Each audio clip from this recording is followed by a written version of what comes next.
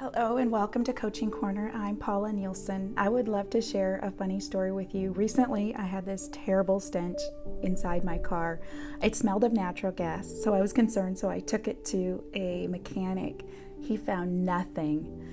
2 weeks went by and the stench worsened, so I took it to another mechanic, and he said, "I hate to tell you this, but you have a dead mouse rotting in your car." I decided to investigate on my own. I put on a glove and I started reaching way underneath the seat, and my hand bumped into something soft and round. I pulled it out, and there in my hand was a rotting rutabaga meant for my beef stew that I had made several months ago.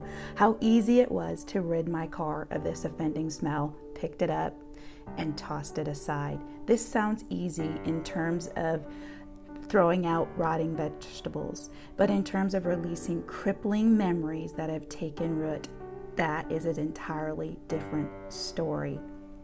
Mrs. Darling in Peter Pan, yes, Peter Pan offers sage advice that gives insight on this subject. Every night she had this habit of tidying up when her children went to bed, but it is not the tidying up that you might think. Have a listen. It is the nightly custom of every good mother after her children are asleep to rummage in their minds and put things straight for the next morning, repacking in their proper places the many articles that may have wandered during the night.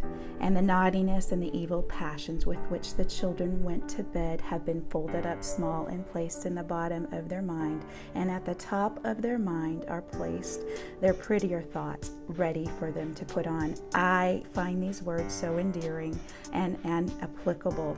You see, in Hebrews 12:1, it tells us to lay aside every weight, every thought, right? We might have to rummage a bit in our minds. And then it also says, and the sin which doth so easily beset us, let us run with patience the race that is set before us. This race requires forward movement. Traveling light is recommended.